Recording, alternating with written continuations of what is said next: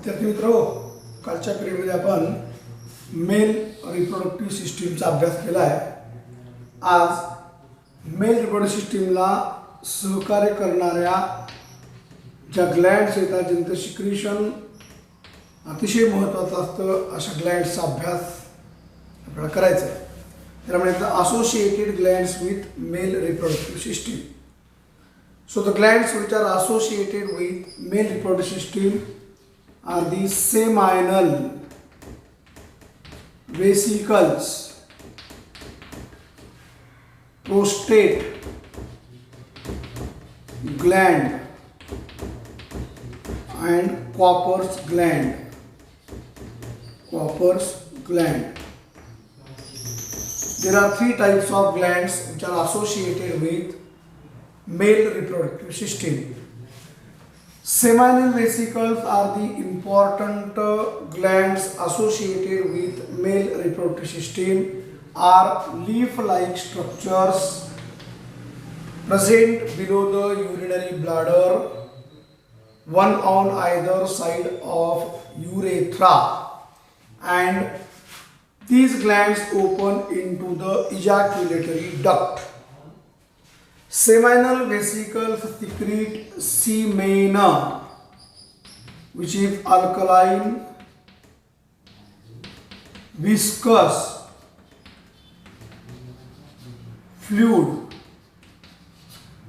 with fructose.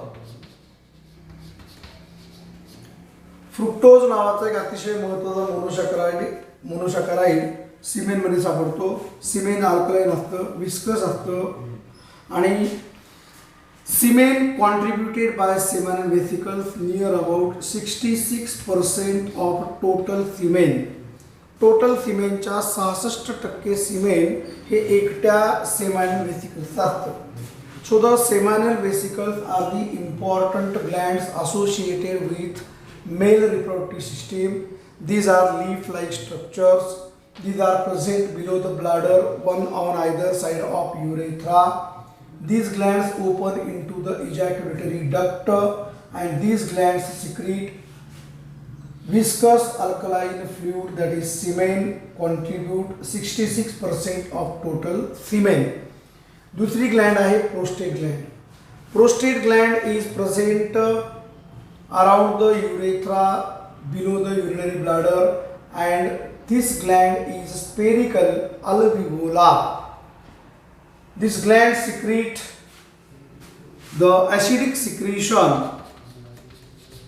Acidic secretion contribute 33% part of total semen with citric acid. Which acid is present in the semen secreted by prostate gland in human male? That is citric acid, and that contribute 33% of total semen. Prostate gland ही urinary ब्लॅडरच्या खाली युरेथ्राच्या सराउंडिंगमध्ये गोलाकार आकाराची आहे. ज्या glands open होतात युरेथ्रामध्ये आणि अल्व्हिओलार आहेत. प्रोस्टेट ग्लँडचं सिक्रेशन म्हणजे ॲसिडिक सिक्रेशन, जे 33% सिक्रेशन कॉन्ट्रीब्यूट करतं सिमेनच्या टोटल सिमेनच्या. ज्या ॲसिडमध्ये ज्या सिमेंटमध्ये कोणतं ॲसिड असतं? सायट्रिक ॲसिड असतं. तिसऱ्या महत्त्वाच्या ग्रंथी आहेत Cowper's glands. Cowper's glands are present one on either side of urethra at middle position. These glands open into the urethra and secrete 1% of total semen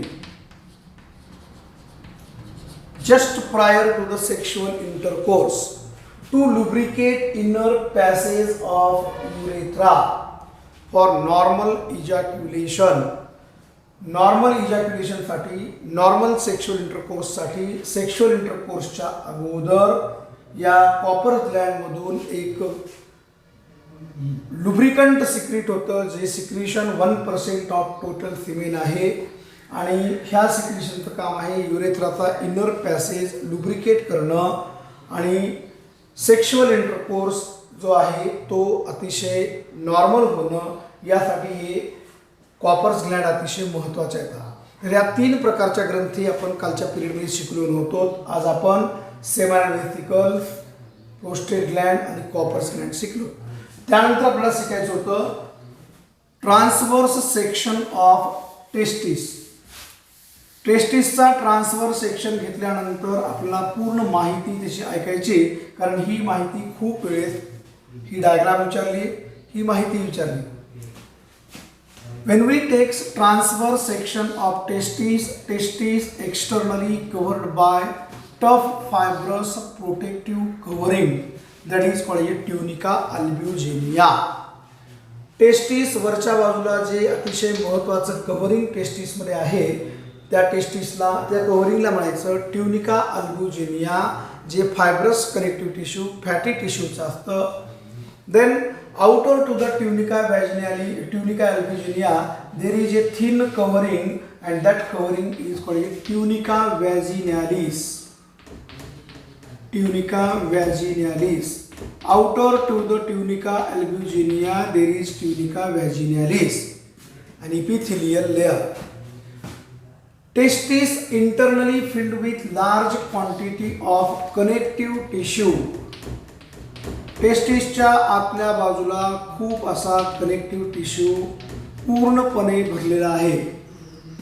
testis internally filled with large quantity of connective tissue, and in that connective tissue very important structures are present, and these structures are known as seminiferous tubules. किडनीमध्ये जसे uriniferous tubules structural आणि functional units असतात, तसं टेस्टिसमधले structural आणि functional unit कोणते, तर ते आहेत seminiferous tubules. Seminiferous tubules are present in the connective tissue inside the testis, and these seminiferous tubules are the structural and functional units in connective tissue. Another important structures present in the testis, these are known as interstitial cells. Connective टिश्यूमध्ये असणाऱ्या दुसऱ्या महत्त्वाच्या स्ट्रक्चरला म्हटलं जातं interstitial cells, ज्या endocrine glands म्हणून काम करतात. टेस्टिससाठी एक अतिशय महत्त्वाचा हार्मोन तयार करण्यासाठी टेस्टोस्टेरोन नावाचा. तर हे झालं इंट्रोडक्शन. आता आपल्याला डिटेलमध्ये बघायचं आहे. When we see a seminiferous tubule under high power microscope, जर आपण एक seminiferous tubule हाय पॉवर मायक्रोस्कोपमध्ये ॲडजस्ट केला, a seminiferous tubule is internally lined with single layer of germinal epithelium. टेस्टिसच्या आतल्या बाजूला जे लाइनिंग आहे अतिशय महत्त्वाचं, ते सिंगल लाइनिंग, याला जर्मायनल इपिथिलियम असं म्हटलं जातं. Cells of germinal epithelium undergo the process of स्पर्मॅटोजेनेसिस.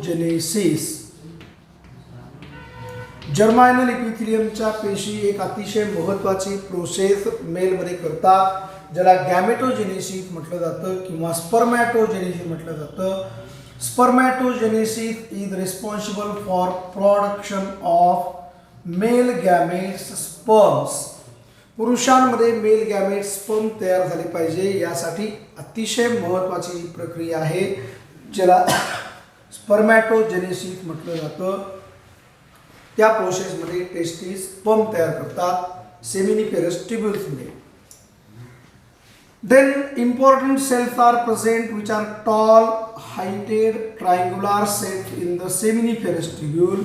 These cells are known as the Sertoli cells. Sertoli cells, according to the name of scientist.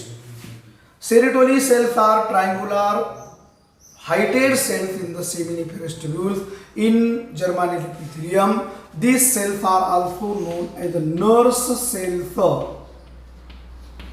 Nurse cells म्हणजे ज्या सेल्स स्पर्मॅटोजेनेसिस नावाची प्रोसेस चालू असताना ज्या काही डेव्हलपमेंट होताना पेशी तयार होतात, स्पर्म तयार होतात, त्या स्पर्म्सला नरिशमेंट देण्याचं काम, सपोर्ट देण्याचं काम, प्रोटेक्शन देण्याचं काम, अटॅचमेंट करून देण्याचं काम जे केलं जातं त्याला म्हटलं जातं सर्टोली सेल्स किंवा nurse cells. Sertoli cells in the seminiferous tubule provide proper support to the developing sperms, developing cells during spermatogenesis, and these are also known as nurse cells. Then during spermatogenesis, the cells are produced which are spermatogonia, then primary spermatocytes,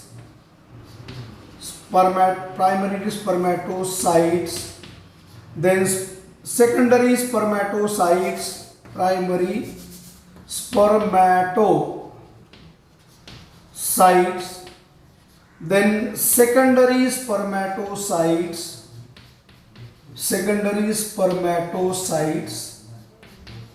then spermatids, and lastly sperms. हे स्पर्मॅटोजेनेसिस नावाची process चालू असताना जर्मानल epithelium पासून spermatogonia तयार होतात, spermatogonia पासून primary spermatocyte तयार होतात, प्रायमरी स्पर्मॅटोसाइट पासून सेकंडरी स्पर्मॅटोसाइट तयार होतात, सेकंडरी स्पर्मॅटोसाइट पासून स्पर्मॅटिड्स तयार होतात आणि स्पर्मॅटिड्स पासून शेवटी मेल गॅमेट स्पर्म तयार होतात, जे स्पर्म्स तुम्हाला सेमिनिफेरस ट्युब्युल्सच्या सेंटरला पाहायला मिळतील, ज्याला स्पर्मॅटोझोआ असं म्हटलं जातं. During the process of spermatogenesis the developing cells are produced from germinal epithelial cells in sequence: spermatogonia, then primary spermatocytes, then secondary spermatocytes, then spermatids, and lastly spermatozoa. Then second types of cells which are present in the connective tissue around testes are interstitial cells, which are also known as Leydig's. Leydig's, according to the name of scientist, Leydig's cells. Interstitial cells are present in the connective tissue around the seminiferous tubules in testes are Leydig's cells or interstitial cells. These cells are stimulated by ICSH,